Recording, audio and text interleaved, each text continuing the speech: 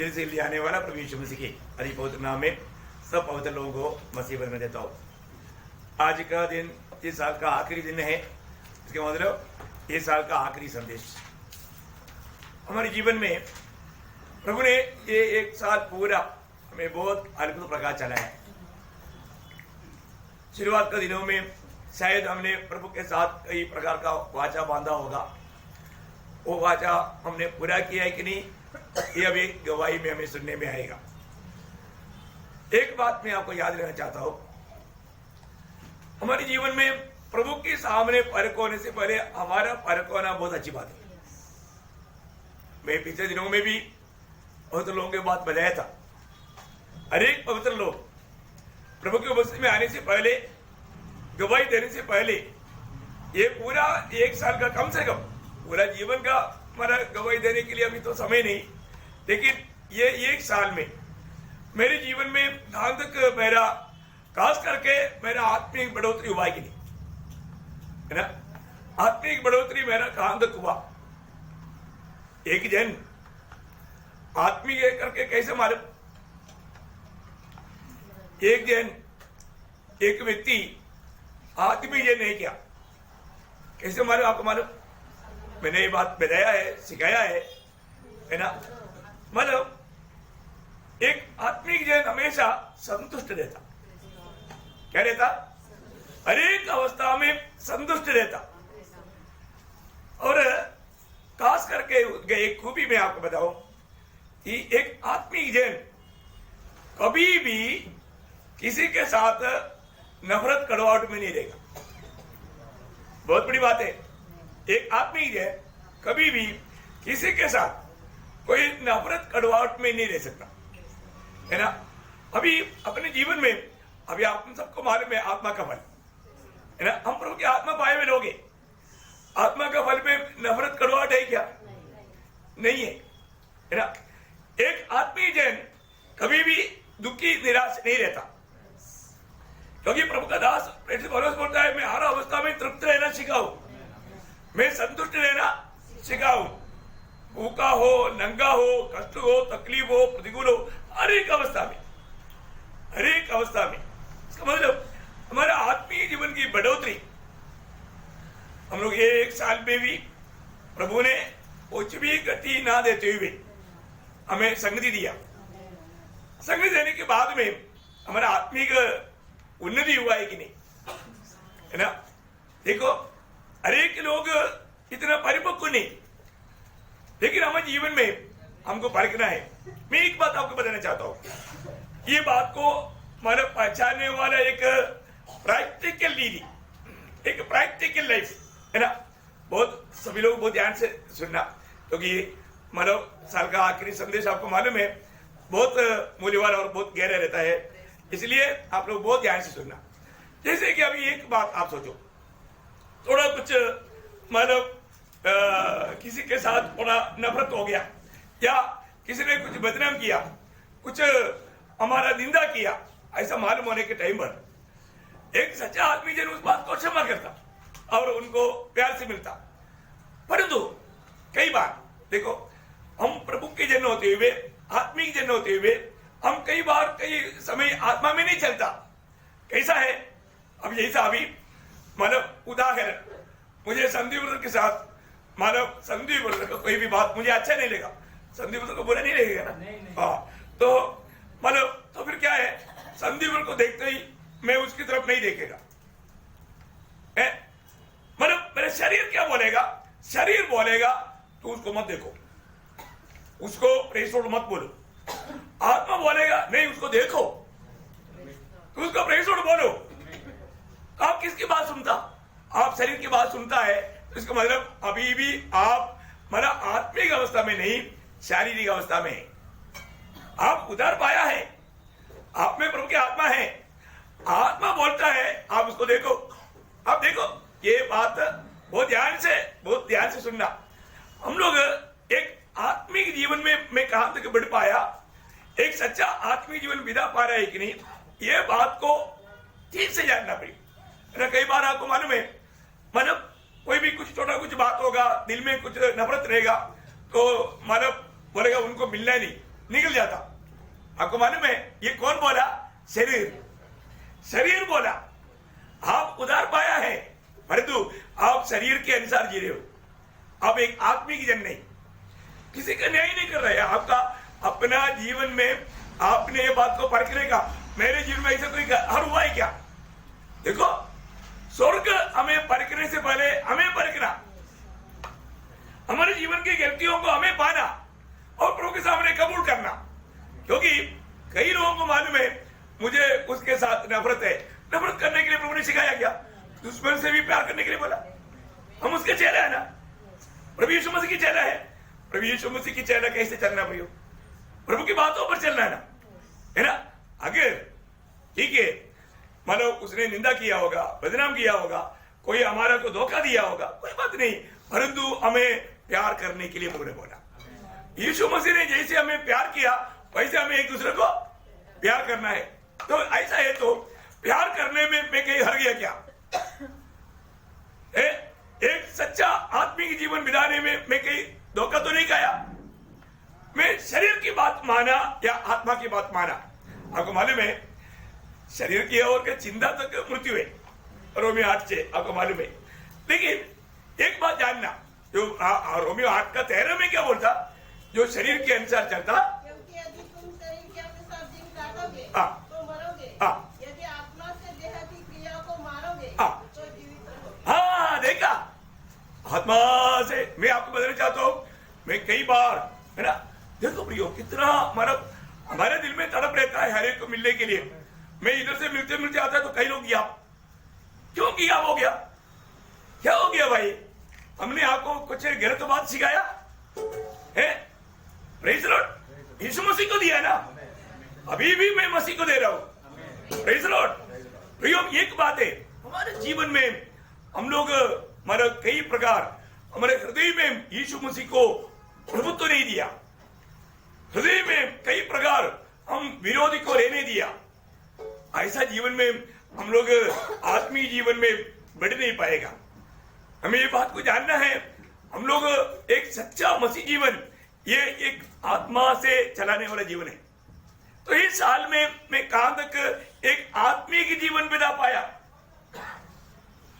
इस साल में एक ये हमें अपने आप को पूछने वाला बात है, क्योंकि प्रभु एक दिन हमें पूछने वाला है ये बात, है ना। प्रभु पूछने से पहले मैं ये आलोचना मैं आपको देना चाहता हूं। तो सबसे बड़ी बात है, हम हर एक लोगों को हो सकता है कई बार कई रीति में हमारा नापसंद का या हमारी इच्छा के खिलाफ में कोई किसी ने कुछ बोला होगा, कुछ बात हमारे कान में आया होगा, लेकिन प्रियो कभी भी वो बात को हमारा दिल में लेना नहीं और हम उनके साथ कभी नफरत कड़वाहट रखना नहीं प्रियो, है ना। क्योंकि स्वर्ग में मान लो ऐसा लोग पहुंच नहीं सकता। ये एक समय है क्योंकि हर एक के साथ, क्योंकि प्रभु का वचन में आपको मालूम है इब्रानियों उसका 12 अध्याय का 14 वचन, प्रियो एक एक वचन सत्य है। इब्रानियों उसका 12 अध्याय का 14 वचन, और उस पवित्रता की खोजी हो, उसके बिना कोई प्रभु को कदापि न देखेगा। देखा, उस पवित्रता का खोजी हो प्रियो, इस पवित्रता का खोजी हो, है ना। और वचन कहता है उस पवित्रता के बिना कोई भी प्रभु को देख नहीं सकता। देखिए, आप देखो प्रियो, अभी प्रभु की उपस्थिति में हम लोग हैं, यहाँ पर आया हुआ हर एक लोगों का दिल प्रभु जानता है ना।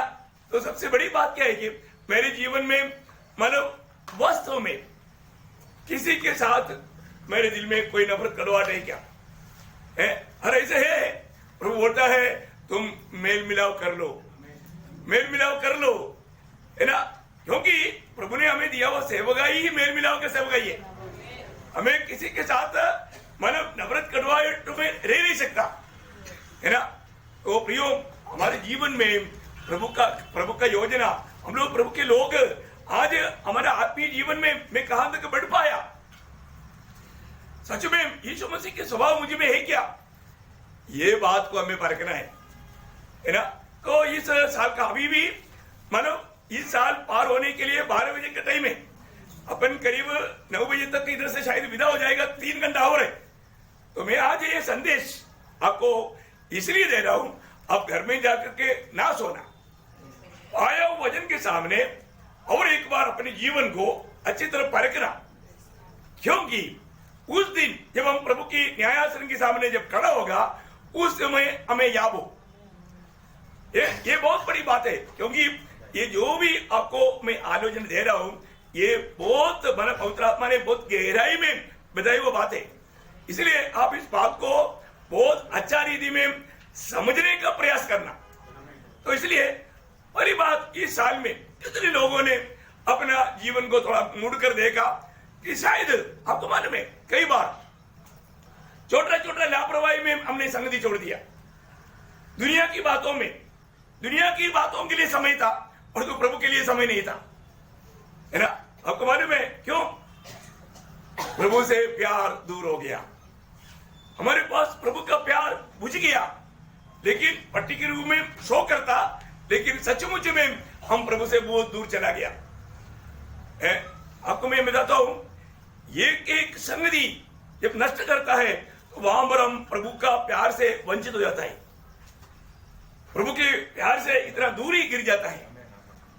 प्रियो, एक बात आप सोचो, आपने जो भी इवन आज बहुत लोग उनका प्रार्थना भी सुनेगा तो सब आर्थिक बात है, आनंद काल की बात है ही नहीं। ऐसा प्रभु ने नहीं सिखाया, प्रेरित लोगों ने नहीं सिखाया। इसका मतलब आप अपनी दुनिया की जरूरतों के लिए प्रार्थना ना करो, ऐसे भी नहीं करो, लेकिन उसमें भी प्रभु का महिमा होना, प्रभु का महिमा होने लायक प्रार्थना करना। अभी जैसे अभी अपन बच्चों के लिए मतलब उनको अच्छा रीति में पास होने के लिए प्रार्थना करता है। प्रार्थना करने के टाइम पर हम उस बच्चों को भी यही समझाना है और वो बच्चा भी ये समझना चाहिए, प्रभु इनको सब बात में ये प्लस में पास कर दे, लेकिन ये बच्चे जाने तूने पास कराए। क्या करना? प्रभु मुझे पार कराया करके बच्चे जानना चाहिए। वो बच्चे को ये समझाना है, यदि तुझे ए प्लस मिला है तो ये तेरी ओर से नहीं, प्रभु की ओर से, इसलिए तुम प्रभु का महिमा करो। हर एक बातों में प्रभु को महिमा देना, प्रभु को महिमा मिलना। हम अपना हर एक जरूरत, बीमार है तो बीमार के लिए प्रार्थना कर सकता है, प्रार्थना कोई भी विषय में कर सकता है, लेकिन पहले स्थान प्रभु को। अभी आपको मालूम है चेलों का प्रार्थना बोलेगा तो मत्ती के सुसमाचार 6 अध्याय का 9 से 13 तक वचन है ना। उन वचनों में प्रभु ने मतलब पहला 3 बात प्रभु का महिमा का बात है, चारों बात हमारी बात है, और 5वां बात आपस की बात है, और 6वां बात शैतान के खिलाफ की बात है ना। आपको मालूम है ना, थोड़ा जल्दी पढ़िएगा। तुम इस रीति से प्रार्थना किया करो, हे हमारे पिता, तू जो स्वर्ग में है, तेरा नाम पवित्र माना जाए। देखा, पहली बात प्रभु का नाम पवित्र माना जाना। हमारा प्रार्थना किस रीति में होना? प्रियो, हमारा जीवन, हमारा मांग सब प्रभु का महिमा के लिए अपना। अभी आप देखो, आज आप घर में जाकर के आप देख रहे, हमारा प्रार्थना क्या है? प्रभु मैं थक गया, प्रभु मेरा घर में शांति नहीं, प्रभु मुझको शांति दे दो, मुझे खाने के लिए नहीं, मेरे को नौकरी नहीं, प्रभु ये सब दे दो। सब कौन सा प्रार्थना है? सब दुनिया की, प्रभु का महिमा का कुछ भी बात नहीं। देखो प्रियो, हमारे जीवन में हमने पिछले दिन में भी देखा था प्रेरित पौलुस का 4 प्रार्थना है ना। वो चारों प्रार्थना में थोड़ा भी दुनियादारी की बात नहीं, सब बात किस बात के लिए है? आत्मिक बात है, हमारा भीतर का मनुष्य की बात है। प्रियो, यीशु मसीह ने भी प्रार्थना जो किया पिता से, जो यूहन्ना 17 अध्याय, उसमें भी पूरा आत्मिक बात है। जैसा हम एक है वैसा वो एक हो। कौन सा बात है? आत्मिक बात है। मतलब पिता उन्हें दुष्ट की हाथ में पड़ने नहीं देना। कौन सा बात है? आत्मिक बात। मतलब यीशु मसीह के पिता के साथ का जो प्रार्थना में भी जो हमारी जो प्रार्थना किया वो सब आत्मिक बात के लिए। आपको समझ में आ रहा है? आप थोड़ा फ्रेश माइंड बैठना, मतलब थोड़ा दिल खोल कर बैठना, क्योंकि क्या है प्रियो, हम लोग जो भी कार्य करता है वो वचन के आधार में होना चाहिए, है ना। तो फिर 4वां बात बोलता है, दिन भर की रोटी हमें दे। इसका मतलब वो सिर्फ रोटी की बात नहीं, हमारे जिंदगी का सारा जरूरत की बात है।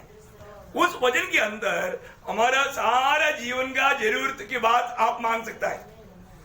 चंगाई मांग सकता है, नौकरी मांग सकता है, मतलब जो भी बात है दुनिया की जो भी आपका वो उस शब्द के अंदर वो पूरा बात पाए के प्रेज लॉर्ड।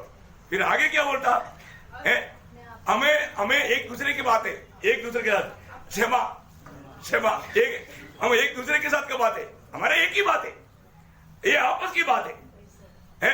और आखिर में क्या बोलता, दूसरे के हाथ में पड़ने नहीं देते, शैतान के हाथ से बचाए रहेगा। मतलब हर एक बात आत्मिक बात है, आत्मिक बात है। मैं आपको एक बात बताना चाहता हूँ प्रियो, हमारे जीवन में आज हम किस रीति की प्रार्थना करते हैं। हम लोगों को क्या लगता है, मैं बहुत बड़ा प्रार्थना का शुरू भी रहे, ठीक है, लेकिन आप थोड़ा अपने प्रार्थना को प्रभु के वचन के दर्पण के सामने परखो, प्रभु का दृष्टि में वो कैसा है, ये बात को जानना भी। हम कैसे भी हम अपने आप को बुद्धिमान जता करके कैसे कार्य करेगा तो बहुत दुख की बात है। उसका स्वर्ग में थोड़ा भी मूल्य नहीं है। स्वर्ग को प्रसन्न करने वाला कार्य होना चाहिए। तो इसका मतलब क्या है कि हम लोग आज मानो यहाँ पर आया आखिरी दिन में, इससे पहले कितने लोगों ने अपने जीवन को थोड़ा परखा, जांचा। वचन कहता है ना, कुछ वचन मैं आपको बताना चाहूंगा। गलातियों की पत्री उसका 6 अध्याय उसका 4 वचन का शुरुआत। हर एक अपने ही काम को जांच ले। हाँ देखो, हर एक लोग अपने ही काम को जांच ले, मैं कैसा काम करता है, मेरे एक एक काम के द्वारा मैं प्रभु का महिमा करता है क्या है, या सिर्फ मेरे लिए सोचता है। स्वार्थता आज अंत समय का एक बात ऐसा है, हर एक लोग अपनी स्वार्थता में है, अपनी अपनी बात सोचता है ना। जब फिलिपियों के पत्र में लिखा है, फिलिपियों के पत्र उसका 2 अध्याय का 21 वचन, सब अपने ही स्वार्थ की खोज में रहते देखा, अपनी ही स्वार्थ की खोज में रहता है। देखा, अपनी ही स्वार्थ की खोज में। प्रियो, हम प्रभु के लोग, प्रभु के लिए अलग किया वो लोग, प्रभु के लिए अलग किया वो लोग प्रभु की बातों में होने चाहिए ना। मेरे जीवन से मेरा प्रभु का महिमा कैसे होगा। आपको सबको याद होगा, यशायाह 43 का 21, हम प्रभु की महिमा के लिए सिरजा गया वो लोग, हमें सृष्टि किया वो लोग, प्रभु ने हमें नया सृष्टि बनाया प्रभु की महिमा के लिए, प्रभु की महिमा के लिए सिरजा वो लोग। हम अपने लिए जी रहा है, अपनी स्वार्थता के लिए जी रहा है। प्रियो, उसमें क्या फायदा, आप थोड़ा सोचो, मैं किसके लिए आज जी रहा हूं। मैं मेरी अपनी स्वार्थता के लिए जी रहा है तो उसको मसीह जीवन कहता है क्या? नहीं नहीं प्रियो, हमको ये बात को परखना है अपने जीवन में, मतलब मैं सही प्रकार में मसीह को जीता है क्या। यहां पर बोलता है हर एक लोग अपने आप का काम को जांच लो। हर एक लोग अपने आप का, अभी इस साल में हमने जो भी काम किया, कैसा काम किया, प्रभु की इच्छा जान करके उस इच्छा में रह करके काम किया क्या नहीं तो हमने पूरे ये साल का समय को नष्ट कर दिया है ना। उसके साथ विलाप गीत उसका 3 अध्याय उसका 40-41 वचन पढ़। हम अपने चाल चलन को ध्यान से परखे और यहोवा की ध्यान से परखे, हमारे चाल चलन को ध्यान से परखे और यहोवा की ओर फिरे। हम स्वर्गवासी परमेश्वर की ओर मन लगाए और हाथ फैलाए और कहे। देखा, मतलब हमारे जीवन में प्रियो ये सब बात पवित्र लोग मतलब बहुत गहराई में समझना चाहिए। हमारा हर एक प्रकार का कामों को परख कर देखना। आज हम प्रभु की उपस्थिति में आया उस समय में भी हमारा मन में क्या है, हम बहुत आनंद के साथ आया है कि नहीं है। आज हमें एक दूसरे से भेंट करने के लिए मैं आपको बताना चाहता था, मतलब कई बार आत्मिक जन बोलेगा तो कितना श्रेष्ठ जन है, आत्मा के अनुसार चलने वाला है ना। और जो हम आत्मिक जन समझ करके कई लोगों के साथ बात करने के लिए वो एकदम गुस्सा करता है, कैसे लगता है? आत्मिक जन कभी गुस्सा करेंगे? नहीं करेगा। बहुत बड़ी बात है फिर। मतलब क्या है कि वो शरीर के अनुसार चलता है, वो आत्मा के अनुसार नहीं चलता। आत्मा का मन में गुस्सा है क्या? वहां पर ही हम वो बात को पकड़ सकता है। यदि बैठा हुआ तकरीबन मानो प्रभु में आया हुआ हर एक लोगों को आत्मा का फल मालूम, आत्मा का फल बोलते भी रहता है, फिर आत्मा का नहीं है वो बात आ गया तो फिर कहां से आया? शरीर से। ये आपको बताता है प्रभु का मानव लोग, प्रभु के लोग जब एफिसियों के पत्री 3 अध्याय का 16 वचन, मतलब देखो 2 मनुष्य है हमारे में, इसमें बहुत ध्यान देना। पढ़िए। अपनी महिमा के धन के अनुसार तुम्हें दान दे, तुम उसकी आत्मा से अपने भीतरी मनुष्यत्व में सामर्थ पाकर, कौन सा मनुष्यत्व है? भीतरी मनुष्यत्व में सामर्थ पाकर होते जाओ। देखो सामर्थ्य भी पाओ, बलवंत भी होते जाओ, है ना। सामर्थ्य भी पाओ, बलवंत भी होते जाओ। कैसे अनमोल बात है। देखिए ये प्रेषित पौलुस का एफेसियों मंडली के लिए प्रार्थना है, वो प्रार्थना का एक पहला भाग है। ये सब पिछले दिनों में हम लोगों ने सीखा था, आपको याद होगा। देखिए मैं भी बड़ा बात बोलना चाहता हूँ, मतलब भीतरी मनुष्यत्व में है, प्रभु की आत्मा से बलवंत होते जाओ। प्रियो, हमारा हम लोग जीवन की यात्रा में हमेशा हमारा मेन उद्देश्य, लक्ष्य भीतरी मनुष्यत्व होना चाहिए। और थोड़ा रुक करके सोचो, हम लोग कौन सा मनुष्य को ज्यादा ध्यान देता है? बाहर का मनुष्य को, है ना, खाने पीने के लिए, रहन सहन के लिए ज्यादा से ज्यादा टाइम इस बाहर के मनुष्य के लिए दे करके हम क्या करता, बाहर का मनुष्य को एकदम मजबूत कर देता। तो फिर भीतरी मनुष्य तो क्या होता, वो कमजोर होता, उसको दबाता। हम लोग कई बार सीखा ना, वो गोरा कुत्ता और काला कुत्ता है। गोरा कुत्ता को खाना नहीं देता, कभी कभी महीना में 1 बार, तो काला कुत्ता को डेली 3 टाइम। कौन सामर्थ पाएगा? काला कुत्ता। थोड़ा भी समस्या आ गया तो काला कुत्ता उसको दबा देगा। आज बहुत लोगों ने जब पाया, परंतु आत्मा में कमजोर है, आत्मा का भोजन नहीं गिराता। आत्मा का भोजन क्या है? भोजन संगति। संगति। प्रभु यीशु मसीह ने बोला, मनुष्य सिर्फ रोटी से नहीं जीता। रोटी किसके लिए? शरीर के लिए। परमेश्वर का भोजन किसके लिए? अंदर का मनुष्य के लिए। नहीं समझा? अंदर का मनुष्य कैसा? आज हमारा अंदर का मनुष्य की अवस्था देखो प्रियो, है। आप देखो ना, मैं आपको बोलता हूं, अगर आपको सोच रहे हो आपको गुस्सा आ रहा है, मतलब कहां से आ रहा है? शरीर से, अपनी बुद्धि के कारण।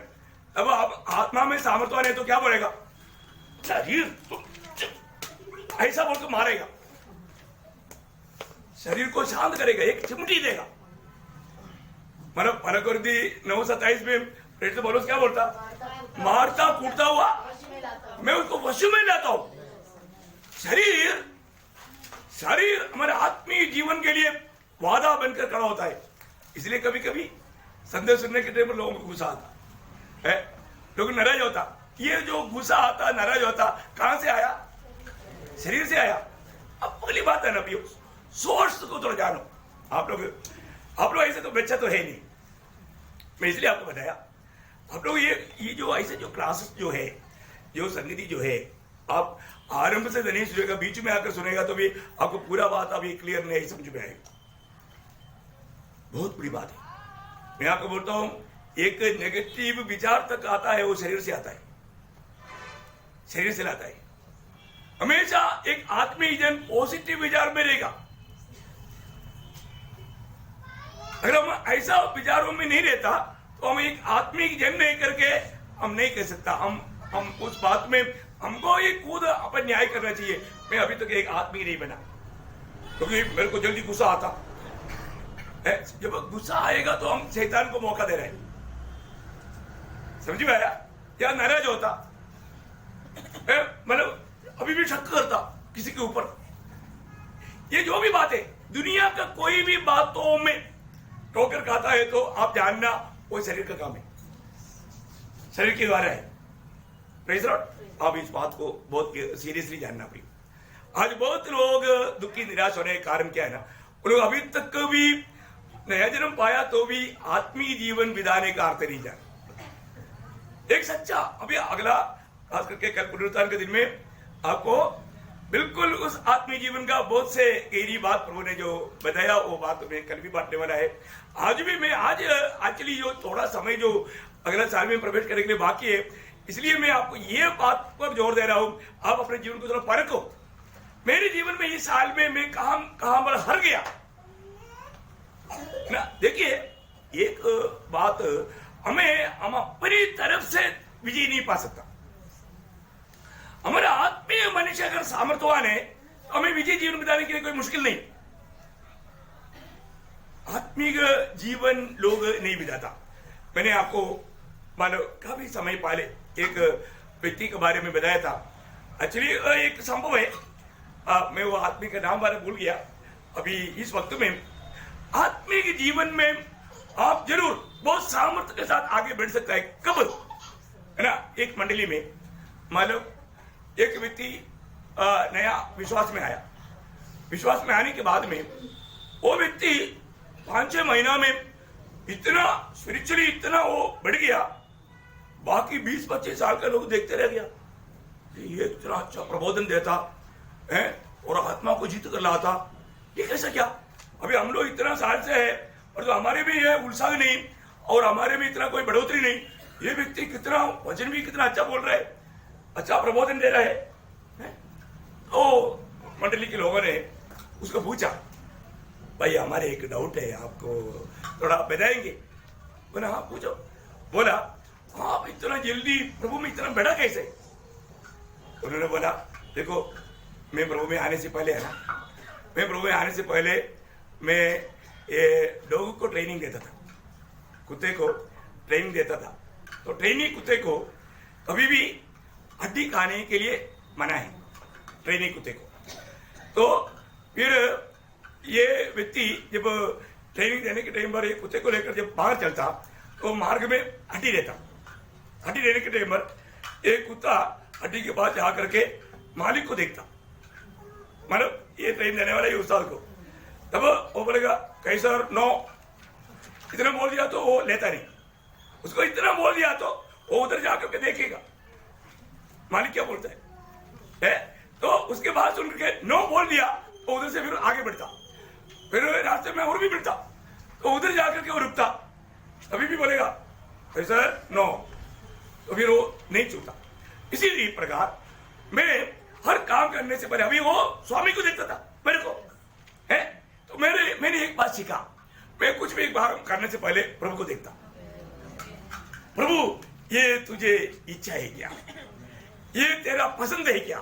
प्रभु को पूछता, प्रभु बोलता नो मैं नहीं करता, यस करता। ऐसा बढ़ गया। आज बहुत लोगों के जीवन में क्या हो गया, प्रभु को नहीं पूछता, प्रभु को नहीं पूछता, इसलिए क्या हो गया, अपनी मनमानी में आगे बढ़ने लगा। वो लोग आगे बढ़ेगा नहीं बढ़ेगा, क्योंकि वो लोग अपनी इच्छा से अपनी बुद्धि से, अब ये 7:13 में लिखा ना, जो लोग पाप में बुराई में जीवन बिताता है वो बेल नहीं पकड़ेगा, बेल नहीं पकड़ेगा। भैया आज बहुत लोग आत्मीय जीवन में बेल क्यों नहीं पकड़ा? अभी तो वो कितना एक सच्चा मसीह दिखना चाहिए, लेकिन क्यों नहीं दिखता? क्योंकि वो आत्मिक जीवन में कमजोर हो गया। आत्मिक जीवन में कैसा बढ़ना चाहिए बढ़ नहीं पाया, है ना। मतलब इतना समय हो गया, एक अच्छा गवाही तक नहीं दे पाता, क्योंकि उन लोग एकदम मतलब शरीर के लेवल में वो सामर्थ्यवान हो गया और जो आत्मिक दिशा में कमजोर हो गया। कितना दुख भरा बात है। हमारे जीवन में हमें परख देखना है। आज है ना, जल्दी निराश होना, जल्दी गुस्सा आना, जल्दी दूसरे के ऊपर शक करना, है ना, ऐसा कोई भी बात अभी भी है तो हमारा आत्मीय जीवन कहां पर है? एकदम नीचे लेवल में, एकदम नीचे लेवल में। प्रियो, हर एक अवस्था में हमें संतुष्ट रहना सीखना है, संतुष्ट रहना सीखना है ना। आपको एक दो वचन में इस समय पर प्रेषित पौलुस का अनुभव से मैं बताना चाहूंगा। दूसरा कोरिन्थी उसके 6वां अध्याय उसका 10 वचन। हम यीशु के मृत्यु को नहीं, दूसरा कोरिन्थी 6:10। करने वालों के समान है। देखा, अभी पौलुस के जीवन में चारों तरफ से बहुत कष्ट क्लेश है, हम शोक करने वालों को समान है, तो भी परंतु सर्वदा आनंद करते क्या क्या शब्द, क्या बात है? चारों तरफ की समस्या है, क्लेश है, पर तुम आनंद कर रहे हैं। देखो एक ऐसा विरुद्धाभास है, एक विपरीत बात है ना। ऐसा दुख रहने के समय में भी हम आनंद करता, वो है आत्मिक जन का खूबी। और आगे कंगालों के समान है, परंतु बहुतों को धनवान बना देते। वाह वाह वाह वाह वाह, देखा? कंगालों के समान है और तो बहुतों को धनवान बना दे। यही एक आत्मिक जन का खूबी। प्रियो, हम लोग कहां तक हमारा आत्मिक जीवन में बढ़ पाया ना? उसका 7 अध्याय का 4 वचन। मैं तुमसे बहुत युवाओं से के साथ बोल रहा हूँ, मुझे तुम पर बड़ा घमंड है। मैं शांति से भर गया हूँ, अपने सारे क्लेश में मैं आनंद से अति भरपूर रहता हूँ। क्या बोलता है? क्लेश आ गया तो लोग के चेहरे देखो ना, क्या बात होगी भाई, बहुत क्लेश है, रोते रहता। लेकिन पौलुस को देखो, पौलुस क्या बोलता? आनंद से अति भरपूर रहता हूँ। हाँ, आनंद से अति भरपूर रहता हूँ। आनंद तो भर रहा है, मतलब बह रहा है, भर करके बह रहा है। कब? क्लेश में, संकट में। यह है आत्मिक जन का अनुभव। Praise the Lord. आत्मिक जन का अनुभव समझ में आ रहा है? एक व्यक्ति छोटी छोटी बातों में निराश होकर के, दुखी होकर के, झगड़ा करके, है ना, ठाटा करने वाला, वो आत्मिक जन नहीं है। आत्मिक जन नहीं है। बहुत बड़ी बात है हमारे जीवन में। देखिए एक बात मैं आपको बताना चाहता हूँ, आत्मीयता का एक अच्छा दृष्टांत, उसका 8 अध्याय का 1-2 वचन में। आप दूसरा वचन पढ़ना, दूसरा वचन 8 का दूसरा वचन पढ़ना। हाँ, क्लेश की बड़ी परीक्षा में उनके बड़े आनंद और भारी कंगालपन में। देखो क्लेश की भरपूरी में भी उनकी बड़ी आनंद। अब देखो ना, इतना बड़े क्लेश की भरपूरी में कैसा बड़ा आनंद करेगा भाई? आपको समझ में आ रहा है? सब लोग इधर ही है ना? बहुत ध्यान से सुनना प्रिय, बहुत ध्यान से सुनना। क्लेश की भरपूरी में भी बड़ी आनंद। देखो और आगे, बड़े आनंद और भारी कंगालपन में, भारी कंगालपन में उनकी उदारता बहुत बढ़ हाँ, गई। ऐसे कैसा? कंगाल में उदारता बढ़ गया। हाँ, कैसा? क्या समझ में आता है क्या? ये है आत्मिकता। इसको बोलते हैं आत्मिकता है। इसका मतलब, और इसको इक्वल टू बोलेगा तो बड़ी क्लेश प्लस बड़ी कंगालपन इक्वल टू बड़ी आनंद और बड़ी औदार्यता। ऐसा आप लोग सीखना, मैथमेटिक्स सीखना है ना, आत्मिक मैथमेटिक्स। समझ में आ रहा है? ये सब लिख करके पढ़ने का, बोलने का अर्थ क्या है प्रियो?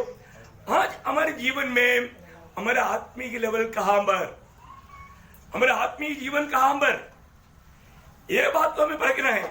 मैं 1 साल नासिक मंडली में रह करके मेरा आत्मिक लेवल उस जनवरी महीना का 12 तारीख से दिसंबर 31 में आया, तो मेरा अनुभव कहां पर? कितने लोग गवाही देगा वास्तव में मुझ में आत्मिक जीवन में बढ़ोतरी हुआ? वो है प्रभु का महिमा। गवाही इसलिए मैं आपको बोलने के टाइम पर हर एक लोग परखो, हर एक लोग परखो, है ना। प्रभु का वचन में, मतलब आप लोग साधारण डीडी में पढ़ने वाले एक वक्त है, वचन है 2 कोरिन्थी 13 अध्याय का 5 वचन। अपने आप को परखो कि विश्वास में हो कि नहीं। अपने आप को जांचो। क्या तुम अपने विषय में यह नहीं जानते कि यीशु मसीह तुम में है, नहीं तो तुम जात में निकले हो। प्रियो, यीशु मसीह तुम में है, यीशु मसीह हम में है, तो कहां पर? दिल के एक कोने में है क्या? यीशु मसीह हम में है, तो यीशु मसीह हमारा कौन है? कौन है? अरे यीशु मसीह हमारा प्रभु है ना। सब लोग ध्यान से सुनना, यीशु मसीह हमारे में है, तो यीशु मसीह हमारा प्रभु बनकर हमारे में है। यीशु मसीह हमारा प्रभु बनकर हमारे में है, तो यीशु मसीह हमारे प्रभु बनकर हमारे में है, तो वो जीवन कैसे रहेगा? Praise the Lord. समझिए आ रहा है ना? यीशु मसीह हमारे प्रभु बनकर हमारे जीवन में एक ही नहीं, ये बात को परखो। हमें ये बात को परखना है। आपको मालूम है कई लोग, अच्छा आप बताओ मुझे कितना समय हो गया आप अपने जीवन को परख करके? कई लोग परखता नहीं, अंदाज उड़ चलता। आपको मालूम है लूका 2 अध्याय में यूसुफ और मरियम वो यरूशलेम में त्योहार में गया था, और वो जो पर्व करके जब वापस आया उस समय में उन्होंने सोचा यीशु मसीह लोगों के बीच में हमारे साथ है, चलते गया। लेकिन जब दूसरा दिन फरका तो मालूम पड़ा नहीं है। फिर वो वापस गया। आपको सबको याद है, इसलिए वचन पढ़ने की जरूरत नहीं। 2 अध्याय का 41 से 46 तक वचनों में आप लोग ये पढ़ सकते हैं, पढ़ने की जरूरत नहीं समय बचाने के लिए। तो प्रियो, परखने से मालूम पड़ा वो है ही नहीं, है ना। आज हमें ये बात को परखना है प्रियो। आज प्रभु यीशु मसीह मुझ में है क्या? यीशु मसीह मुझ में नहीं है तो फिर क्या फायदा प्रियो? है लवोदिकिया पीरियड की खूबी क्या है? यीशु मसीह को बाहर कर दिया, यीशु मसीह को बाहर कर दिया। वो बाहर से गड़गड़ा रहा है। प्रकाशवाद के 3:20 में हम क्या देखता? लवोदिकिया मंडली का दूध है। देख मैं द्वार पर खड़ा हुआ। क्यों द्वार पर खड़ा है? यीशु मसीह को मंडली ने बाहर कर दिया। प्रियो, आज बहुत से मंडली ने प्रभु को बाहर कर दिया, बहुत से लोगों ने प्रभु को अपने जीवन से बाहर कर दिया। पर को प्रियो, प्रभु यीशु मसीह मुझ में है क्या? मैं मसीह के लिए जी रहा है क्या? मैं मसीह का है क्या? मसीह के जन है क्या? प्रभु के वचन कहता है कि तू अपने आप को परख ले। एक बात मैं आपको पूछना चाहता हूं, शायद कितना समय हो गया होगा आप अपनी गलती पा करके प्रभु के सामने अपनी गलती मान करके मन फिरा हुआ समय, ये नजदीकी कोई 1, 2, 3, 4 महीने में हुआ क्या? है कोई गलती हुआ क्या आपसे? प्रियो, हर एक पवित्र लोग एक जानना, आपसे रोज गलती होता है। लेकिन अगर हम लोग प्रभु की ज्योति में नहीं चलता, प्रभु की आत्मा के अनुसार नहीं चलता, ये बात तो मालूम नहीं पड़ेगा। है वो एक झूठ मूठ का तसल्ली में चलते रहेगा। इसलिए क्या हो गया, बहुत लोग भाव करते प्रभु का वाणी भी नहीं सुनता, उनके आत्मिक आनंद नहीं। आज आपको मालूम है ना, आज बहुत लोगों के जीवन में क्या है, बाइबल नहीं पढ़ेगा तो भी चलेगा, प्रार्थना नहीं करेगा तो भी चलेगा, और प्रार्थना करेगा तो क्या करेगा, सिर्फ मेरा अपनी बात, प्रभु को महिमा की बात नहीं, प्रभु ने सिखाया हुआ रूट में नहीं। क्या प्रयोग, क्या प्रभु हमारे में आनंद है? प्रभु हमारे में आनंद है। हम लोग बोलता है प्रभु तू जल्द आओ, और प्रभु खुद बोलता है प्रकाशित वाक्य 22:20 में, है ना। आपको मालूम है आखिरी किताब का आखिरी शब्दों में प्रभु देने वाला गवाही क्या है? मैं शीघ्र आने वाला हूं। आप देखिए, मैं शीघ्र आने वाला हूं। प्रियो, प्रभु शीघ्र आने वाला है तो हमें प्रभु को स्वीकारने का हमारी तैयारी किस प्रकार है? अपने जीवन को परखो प्रियो, हमें अपने आप को परखना है। आज मेरे जीवन में प्रभु मेरे द्वारा महिमा पाता है क्या? मैं अपने आप को परखेगा नहीं तो अपनी अवस्था कैसे मालूम पड़ेगा प्रियो? हमें अपने जीवन को परखना चाहिए। हर एक पवित्र लोग, मैं इसलिए आपसे बहुत नम्र विनती करता हूं, हर एक पवित्र लोग आज अपन करीब 9 बजे यहां से शायद विदा होगा या 9:30 बजे, लेकिन वापस अब जाकर के सोने नहीं जाना, अपने वचन सुनाता हो, उस वचन के अनुसार अपने जीवन को परखना भी। नया साल में एक संपूर्ण समर्पण के साथ, है ना, मसीह को जीने का एक सच्चा निर्णय में हमारे भीतरी मनुष्यत्व को बिल्कुल एकदम बलवान करते हुए मसीह को जीने वाला अनुभव में आगे बढ़ने वाला अनुभव हमारा होना चाहिए। हमेशा एक क्या बोलते हैं, स्माइल चेहरा है। कभी भी आत्मिक जन का चेहरा कैसे है? आत्मा का फल में क्या है? आनंद है। तो फिर आत्मा में आत्मिक जन का चेहरा कैसा रहना चाहिए? स्तेफानोस, लोग विरोध कर रहे, लोग उसके ऊपर बहुत आक्रोश कर रहे। दुनिया ने देखा, प्रेरितों 6:15 में लिखा है, मतलब स्तेफानोस का चेहरा कैसा रहा? प्रेरितों 6:15 में क्या लिखा? उसका मुख स्वर्ग जो सभा में बैठे थे, उस पर दृष्टि गड़ाई, तो उसका मुख स्वर्गदूत का सा देखा, स्वर्गदूत सा देखा। प्रेज़ लॉर्ड, चमकते हुए देखा। हम कभी बोलते हैं ना, एक दूसरे को आपस में देखो। आज आप प्रभु की उपस्थिति में आया है, अपन किस प्रकार की अवस्था में आया? प्रियो, हमारे जीवन में हर अवस्था में हमें आनंदित रहना सीखना, वही एक आत्मिक जीवन का, आत्मिक जन का कर्तव्य है। मैं आपको इस साल की आखिरी में मैं यही प्रोत्साहन देना चाहता हूं, मेरी और आपके चेहरे में कभी उदासी छाया ना जाए। इतने लोग सहमत है? Praise Lord. कोई आराधना करके जा रहा है, पर इतना उदास निराश चेहरा देखेगा तो लोग पूछेगा कहां से आ रहा है? मैं प्रार्थना पे गया था। इससे बड़ा निंदा कुछ होता है क्या प्रियो? कोई यहाँ पर प्रभु का सत्य वचन के अलावा कुछ बात मिला क्या? नहीं मिला।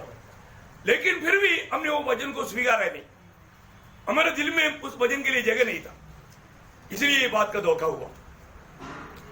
प्रियो, मैं एक बात आपको खास उठाकर कहता हूं, आप स्वयं को परखो प्रभु के वचन के आधार में। उस वचन रूपी दर्पण के सामने मेरी अवस्था क्या है, मुझे प्रभु मेरा अवस्था क्या दिखाता है, या प्रभु मुझको कैसा देखता है। आप वचन रूपी आईना में देखेगा तो आपको मालूम पड़ेगा प्रभु आपको कैसा देखता है ना। जब योब ने कहा ना, योब उसका 13 अध्याय का 9 वचन,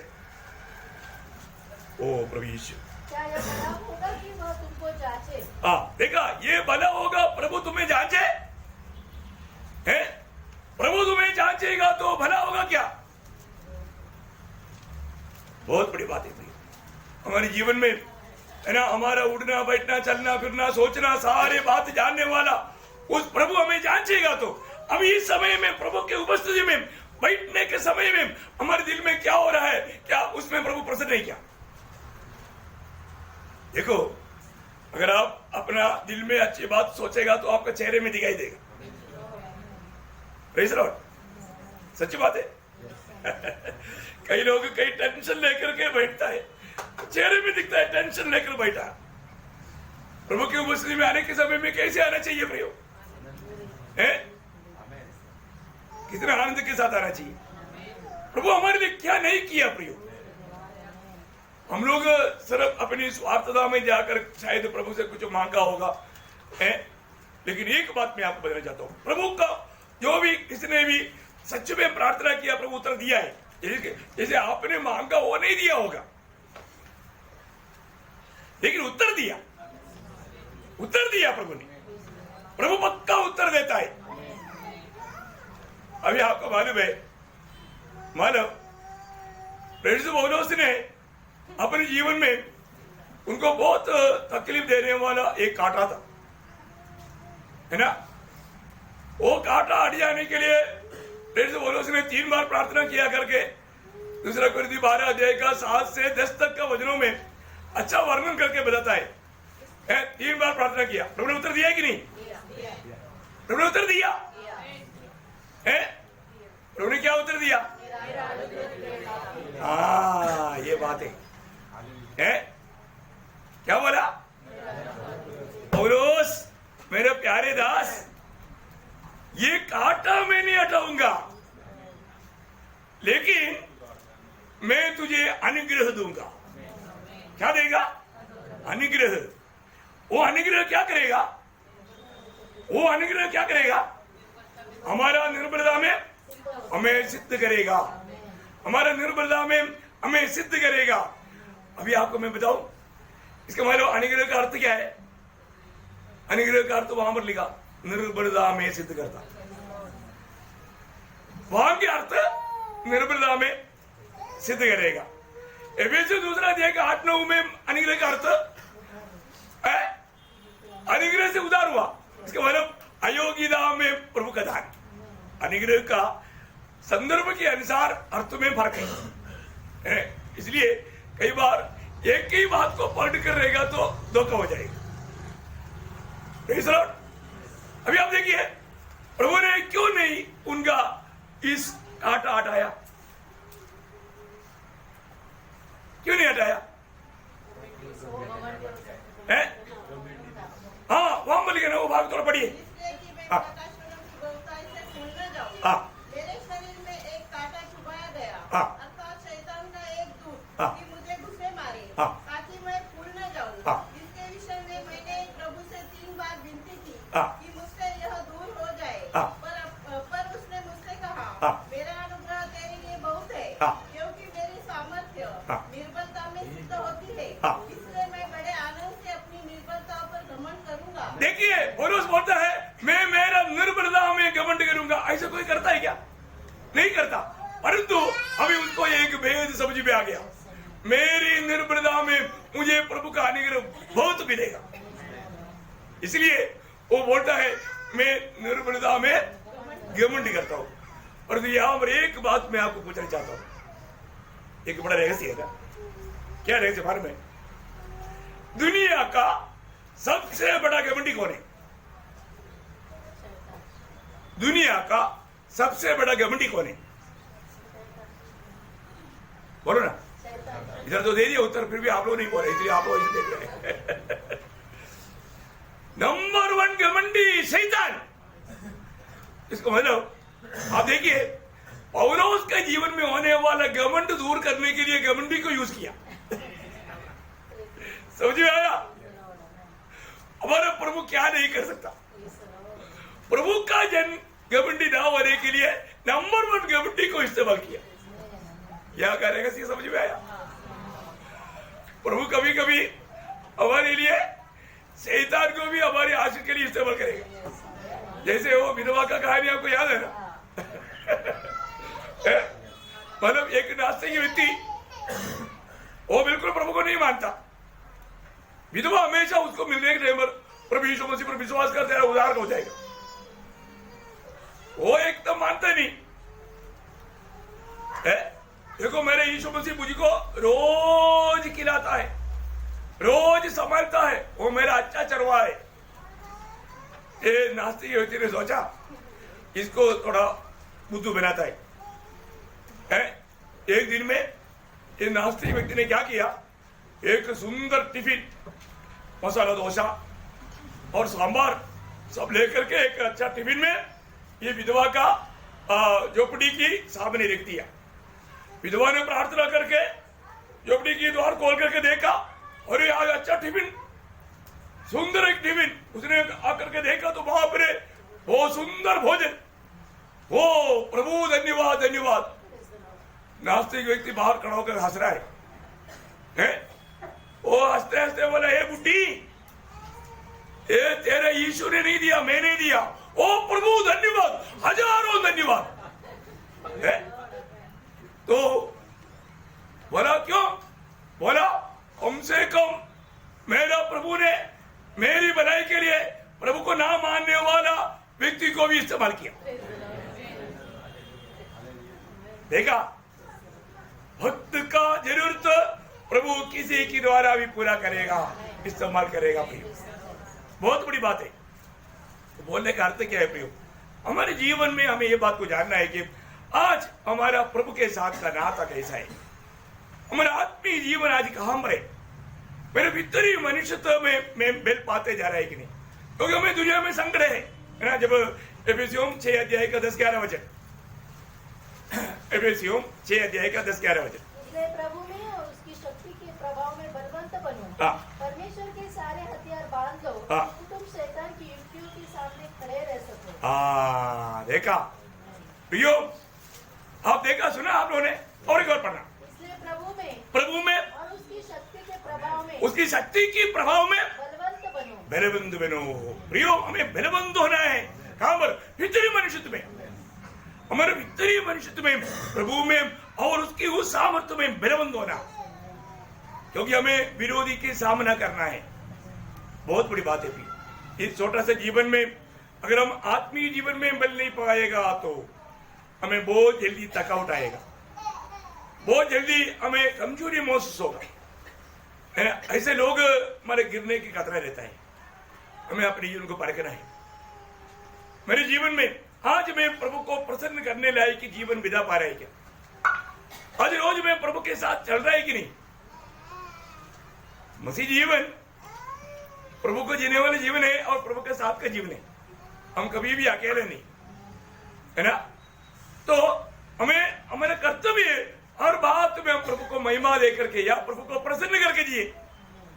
इब्रानियों 11:5 में लिखा है हानोक के बारे में, हानोक प्रभु के साथ चला, सिर्फ साथ चला इतना है क्या? उसने प्रभु को प्रसन्न किया, इसलिए क्या हो गया? लापता हो गया। क्या हो गया? लोभ हो गया। प्रभु उड़ा कर लेकर गया। प्रभु को प्रसन्न करके जीने वाले लोगों को लेने के लिए हमारे प्रभु जल्दी आएगा, जल्द आएगा। प्रियो, आज हमें परखना है मेरा जीवन से मेरा प्रभु प्रसन्न है क्या?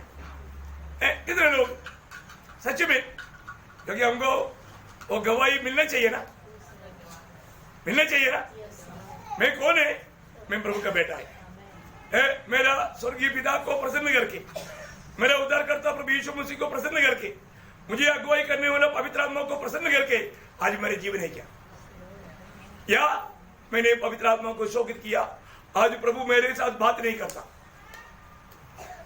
प्रभु की इच्छा से मैं बाहर गया, ऐसी अवस्था है क्या? हमें परखना है, अपने जीवन को परखना है। आज आखिर में प्रभु पूछने वाला खास 3 सवाल मैं आपको पूछ करके, मैं पिछले दिन में 7 टेस्ट लिया था, टेस्ट बहुत लोग कई टेस्ट में फेल हो गया, बहुत हल्का टेस्ट था। तो भी अभी आपका टेस्ट नहीं, लेकिन मैं खास करके प्रभु हमें पूछने पर हमको जवाब देना आना चाहिए, ऐसा 2-3 बात मैं आपको बताता हूं। ओके, ये बात मानो आप लोग घर जा करके परखने के लिए, जांचने के लिए बहुत बातें हैं, लेकिन मैं 2-3 बात आपको मैं पूछना चाहूंगा।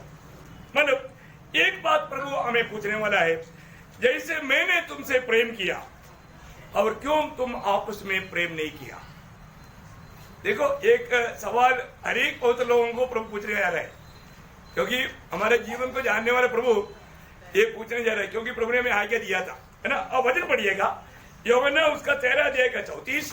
मैं तुम्हें एक नई आज्ञा देता हूँ कि एक दूसरे से प्रेम रखो। जैसा मैंने तुमसे प्रेम रखा है, वैसा ही तुम भी एक दूसरे से प्रेम रखो। यदि आपस में प्रेम रखोगे तो इसी से सब जानेंगे कि तुम मेरे चेले हो। देखिए, बहुत क्लियर प्रभु ने बोला है हमारे जीवन में। उसका 15 का 12 भी पढ़िएगा, यूहन्ना 15:12। मेरी आज्ञा यह है कि जैसा मैंने तुमसे प्रेम रखा वैसा ही तुम भी एक दूसरे से प्रेम रखो। प्रियो, प्रभु हमें पूछने वाला बात है, मंडलीय जीवन में हमें एक दूसरे को कैसे प्रेम करना है। वो प्रेम करने में मैं कहीं हर तो नहीं गया। हर एक लोग पूछो अपने आप को, आज रात भर प्रभु के साथ बैठ करके एक अच्छा परख करो।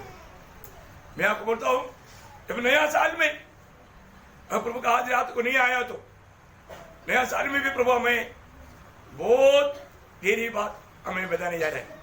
उससे पहले हमारा मन की तैयारी करो, जीवन की तैयारी करो। पहला सवाल यह है, मैंने जैसे तुमसे प्रेम किया तुम आपस में प्रेम ऐसा क्यों नहीं किया? हम उत्तर क्या देंगे? उत्तर आप ढूंढो। मैं करता है कि नहीं, या मेरे से नहीं हो पाता? क्या आपका उत्तर है? मैं हार गया क्या? दूसरी सवाल, क्योंकि ये बात बहुत गंभीर है, मैंने तुम्हें जैसे क्षमा किया तुम दूसरे को क्षमा क्यों नहीं किया? देखो, हर एक को तुम लोग सोचो प्रियो, अपने जीवन में हमने क्षमा पाया, प्रभु ने हमें क्षमा किया, हम क्षमा पाया बनोगे और तुम दूसरे को क्षमा नहीं दिया, दूसरे को क्षमा नहीं दिया, प्रभु हमें पूछेगा मैंने इतना बड़ा कर्ज तुझे माफ किया और तू छोटा कर्ज को, छोटा बातों को भी क्षमा क्यों नहीं दिया? उत्तर देना पड़ेगा, उत्तर देना पड़ेगा। हमें परखना है, मेरे जीवन में, मेरे दिल में ऐसा कोई व्यक्ति है क्या जिसको मैंने क्षमा नहीं दिया दिल से? ओके, तीसरा सवाल प्रभु पूछने वाला है, प्रभु पूछने वाला है सिंहासन के सामने, याद रखना। तीसरा सवाल क्या है? तूने मेरी इच्छा जाना तो भी क्यों नहीं किया? मैं तुमसे ये चाहता है करके तुमने जाना तो भी क्यों नहीं किया? देखा, ये सवाल का जवाब देना पड़ेगा। लूका, अच्छा मैंने दूसरे का आपको वचन नहीं दिया है ना? एफिसियों 4:32 दूसरा सवाल का वचन, कोलोसियों 3:13, मत्ती 6:12 और 18:33। ये दूसरा सवाल वो ये वचनों के आधार में था। तीसरा, मेरे इच्छा जानने के बाद में तुमने वैसा क्यों नहीं किया? ये बात तो पूछने वाला बात है। यहां पर बैठा हुआ हर एक लोगों को प्रभु ने अपनी इच्छा प्रकट किया है और हम उसके अनुसार जीवन नहीं बिताएगा तो प्रभु उस दिन पूछेगा न्यायासन के सामने, है ना? मतलब लूका उसका 12 अध्याय का 47-48, लूका 12 अध्याय का 47-48। वह दास जो अपने स्वामी की इच्छा जानता था और तैयार न रहा और न उसकी इच्छा के अनुसार चला, बहुत मार खाएगा। प्रियो, हमारे जीवन में प्रभु की इच्छा जानने के बाद में भी अगर हम उसको तुच्छ करके चलते रहेगा तो फिर तो ये अच्छा बात नहीं, अच्छा बात नहीं। Praise the Lord. प्रियो, प्रभु हमारे लिए क्या नहीं बना, प्रभु हमारे लिए क्या नहीं बना प्रियो? प्रभु ने हमारे लिए इतना कष्ट सका, इतना निंदा सका। आज हमारे कर्तव्य का 1-2 बात शब्द बोल करके, क्योंकि बच्चों को जानना था इसलिए मैं जल्दी बीच में लिया, तो 1-2 बात बोल करके मैं जल्दी ये संदेश कर्म करूंगा, क्योंकि हमारे दुनिया का सारा प्रशंसा सूली में खत्म हो जाना चाहिए, खत्म होना चाहिए। और आज हमें जब प्रेषित पौलुस बोला ना, हमारा गलातियों 6:14 वचन, किसी बात का घमंड करो, केवल हमारे प्रभु यीशु मसीह की क्रूस का, इसके द्वारा संसार मेरी दृष्टि में और मैं संसार की दृष्टि में क्रूस पर चढ़ाया गया। प्रियो, संसार का कोई भी बात हमारे लिए प्रशंसा का बात नहीं बनना चाहिए, कोई भी बात, वो सब सूली में खत्म हो गया। यीशु मसीह हमारे लिए निंदा सका, है ना? यशायाह 53:3, लॉर्ड जीसस, वो तुझे जाना जाता और मनुष्य का त्यागा हुआ था, मनुष्य का त्यागा हुआ था। वो दुखी पुरुष था। देखिए, मनुष्य का त्यागा हुआ था, मनुष्य उसका पूर्ण रूप में निंदा किया। प्रियो, यीशु मसीह उस यरूशलेम की सड़क में सूली लेकर के इतना विरूप, इतना मार खाया हुआ अवस्था में लेकर चल रहे, सिर पर कील का मुकुट है, इतना भयंकर निंदा है प्रियो। आप देखो, है इतना हमारे लिए निंदा सका हुआ प्रभु यीशु मसीह के पीछे में आज चलता है क्या? प्रभु का वचन कहता है इब्रानियों का पत्री उसका 13 अध्याय उसका 13 वचन, इब्रानियों उसका 13 अध्याय का 13 वचन, उसकी निंदा अपने ऊपर लिए हुए, उसकी निंदा अपने ऊपर लिए हुए छावनी के बाहर उसके पास निकल चले। प्रियो, रोज हमें प्रभु के लिए निंदा सहने का एक सच्चा तैयारी, निर्णय, समर्पण चाहिए। प्रभु हमें बुला रहा है, मेरे लिए निंदा सहने के लिए आज कौन तैयार है? आज का पवित्र लोग प्रभु के लिए कष्ट सहने के लिए, निंदा सहने के लिए तैयार नहीं। दर्शन दर्श किया। 1-2 वचन जल्दी पढ़ करके समाप्त करेंगे। मत्ती 5 अध्याय 11-12 वचन। ओ लॉर्ड जीसस, धन्य हो तुम हाँ जब मनुष्य मेरे कारण तुम्हारी निंदा करे हाँ और सताए हाँ और झूठ बोल बोल कर तुम्हारे विरोध में सब प्रकार की बुरी बात कहे, हाँ। तब आनंदित और मगन होना, हाँ। क्योंकि तुम्हारे लिए स्वर्ग में बड़ा फल है। प्रभु कितना बड़ी बात है। स्वर्ग में प्रभु के लिए निंदा सके, प्रभु के लिए कष्ट सके, प्रियो नष्ट नहीं, वही एकमात्र लाभ है। पहला पत्रुस 4 अध्याय के 14 वचन, पहला पत्रुस 4 अध्याय का 14 वचन। फिर यदि मसीह के नाम के लिए तुम्हारी निंदा की जाती है यदि मसीह के नाम के लिए तुम्हारा निंदा की जाती है तो तुम धन्य हो, धन्य हो। क्योंकि महिमा का आत्मा हाँ। वो परमेश्वर का आत्मा है तुम पर छाया करता है। क्या बात है। वही तो एक सच्चा आत्मिक जन का अनुभव है प्रियो। वो कैसा भी कितना भी निंदा आने दो, तकलीफ आने दो, परेशानी आने दो, वो कभी दुखी निराश नहीं होता। मैं एक बात बोल करके जल्दी खत्म कर देता हूँ विषय को। ये आखिरी संदेश है ना, मतलब अपने जीवन में मसीह के प्रति हमें कष्ट सहने के लिए, नष्ट सहने के लिए तैयार रहना चाहिए। क्या चाहिए? प्रभु यीशु मसीह की खातिर कष्ट सहने के लिए, नष्ट सहने के लिए तैयार होने वाला एक मन तैयार है क्या? तैयार है क्या? प्रभु के लिए कष्ट सहने के लिए, प्रभु के लिए नष्ट सहने के लिए। शायद हो सकता है नौकरी चले जाए, शायद हो सकता है हमें बहुत लोग लूटे, बहुत प्रकार का नुकसान हो, निंदा हो, सहने के लिए तैयार है क्या? प्रभु ऐसा दिल वालों को चाहता है। प्रेरित पौलुस का अनुभव एक दो बात बोलकर जल्दी करो ना। फिलिपियों का पत्र 3 अध्याय उसका 7 से 9। परंतु जो बातें मेरे हाँ। लाभ की थी, हाँ। उन्हीं को मैंने मसीह के कारण हानि समझ लिया है। देखा, मसीह के कारण लाभ की बातों को हानि समझ लिया। और आगे, वरन मैं अपने प्रभु मसीह यीशु की पहचान की हाँ। उत्तमता के कारण हाँ। सब बातों को हानि समझता हूँ। सब बातों को हानि समझता हूँ। प्रभु के खातिर में सब कुछ त्यागने के लिए तैयार है। और आगे, जिसके कारण मैंने सब वस्तु की हानि उठाई हाँ। और उन्हें पूरा समझता हूँ, हाँ। जिससे मैं मसीह को प्राप्त करूँ। वाह वाह वाह वाह वाह।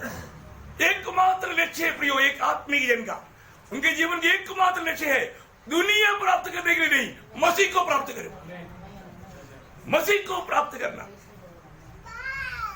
आज हमारा सच्चा संपत्ति प्रभु यीशु मसीह है प्रियो।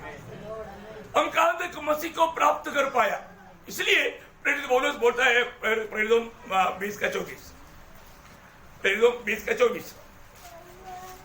परंतु मैं अपने प्राण को हाँ। नहीं समझता हाँ। कि उसे प्रिय जानूं, हाँ। वरन यह कि हाँ। मैं अपने दौड़ को हाँ। और उस सेवा को पूरी करूं, हाँ। जो मेरे परमेश्वर के अनुग्रह के सुसमाचार पर हाँ। गवाही देने के लिए हाँ। प्रभु यीशु से पाई हुई। प्रियो एक बात जानना, यहाँ पर बैठा हुआ सभी उतार पाए हुए लोगों को मैं इस साल की आखिरी में, नया साल शुरू होने से पहले ये बात बताना चाहता हूँ।